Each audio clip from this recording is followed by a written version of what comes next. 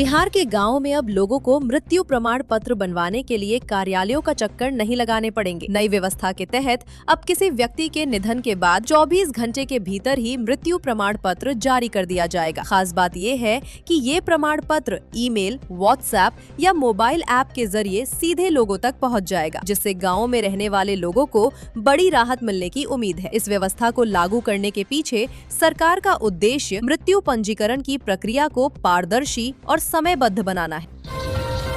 बिहार में मखाना खेती का विस्तार। अब 16 जिलों को मिलेगा 75% अनुदान। सरकार 2 साल में खर्च करेगी 17 करोड़। बिहार में मखाना उत्पादन का दायरा बढ़ रहा है। अब 16 जिलों में 75% अनुदान के साथ इसकी खेती की जाएगी। पहले ये योजना 10 जिलों तक सीमित थी। वैश्विक सुपरफूड के रूप में मखाना की बढ़ती मांग किसानों के लिए समृद्धि ला रही है। राज्य में फिल्म नीति लागू होने के बाद यहां पर फिल्मों की शूटिंग का सिलसिला जारी है। बिहार की बदलती तस्वीर अब सिल्वर स्क्रीन पर नजर आने लगी है। फिल्म प्रोत्साहन नीति के तहत बिहार में अब फिल्मकारों के लिए नया शूटिंग हब बन गया है। राजगीर की वादियों से लेकर पटना के गंगा घाटों तक हर ओर लाइट, कैमरा और एक्शन की गूंज है। वहीं फिल्म निर्माण की प्रक्रिया को आसान बनाने को लेकर बिहार राज्य फिल्म वित्त निगम लिमिटेड के वेबसाइट https:/film.bihar.gov.in/ पर पूरी जानकारी मिलेगी। बोधगया में 90 करोड़ रुपए की लागत से 55 किलोमीटर लंबी आधुनिक सीवरेज प्रणाली विकसित की जाएगी। इसका उद्देश्य शहरी जल जमाव समाप्त करना, खुले नालों से मुक्ति दिलाना और पर्यावरण संरक्षण को बढ़ावा देना है। विश्व प्रसिद्ध श्रावणी मेला से पहले अजगैवीनाथ धाम में बिहार का दूसरा ग्लास ब्रिज बनाया जाएगा। लगभग 20 करोड़ की लागत से बनने वाला ये 30 मीटर लंबा और 200 फीट ऊंचा पुल गंगा नदी पर बनेगा। बिहार में बिजली विभाग ने time of day TOD tariff लागू किया है। इसके तहत सुबह 9 बजे से शाम 5 बजे तक बिजली 20% सस्ती मिलेगी, जबकि शाम 5 से रात 11 बजे तक महंगी होगी। बांका में मत्स्य विभाग किसानों को तिलापिया मछली पालन के लिए प्रोत्साहित कर रहा है। इससे किसानों की आय बढ़ेगी, क्योंकि ये मछली तेजी से बढ़ती है और साल में 2 बार इसकी खेती की जा सकती है। विभाग किसानों को मुफ्त बीज भी उपलब्ध कराए।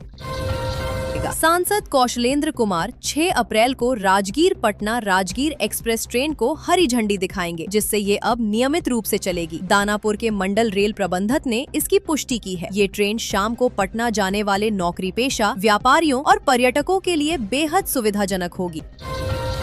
राज्य में 6 अप्रैल से तमाम सरकारी विद्यालय मॉर्निंग में संचालित होंगे। मॉर्निंग होने के दौरान 2 शिफ्टों में चलने वाले विद्यालयों के संचालन के मामले में निर्णय लेने के अधिकार शिक्षा विभाग द्वारा सभी जिला शिक्षा पदाधिकारियों को दिया गया है। बेगूसराय के शामहो प्रखंड के दियारा क्षेत्र में भूमि विवाद के चलते गेहूं कटाई के दौरान 20 राउंड गोलीबारी हुई। इसमें बिरजू यादव नामक व्यक्ति के घायल होने की खबर है। हालांकि आधिकारिक पुष्टि नहीं हुई। पुलिस की मौजूदगी में भी फसल काट ली गई, जिससे स्थानीय लोगों में नाराजगी।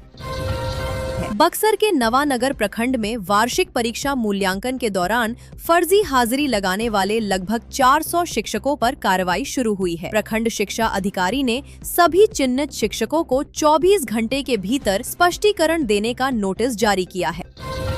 बक्सर जिले के बगेन मौजा में बिजली के तार से निकली चिंगारी से करीब 80 बीघा गेहूं की तैयार फसल जलकर राख हो गई। इस घटना से किसानों को भारी आर्थिक नुकसान हुआ है। आग पर काबू पाने के लिए दमकल विभाग और ग्रामीणों को काफी मशक्कत करनी पड़ी।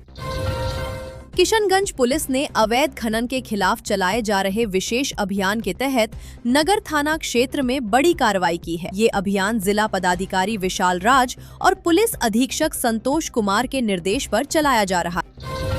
भागलपुर में 2 ट्रकों के बीच टक्कर हुई। इसमें DCM का एक ट्रक ड्राइवर जिंदा जल गया और स्टीयरिंग में फंसा रहा। महज 10 मिनट में ड्राइवर जलकर राख हो गया। इसकी मौत हो गई है। घटना से जुड़ा एक वीडियो भी सामने आया है, जिसमें ट्रक के अंदर ड्राइवर जल रहे हैं।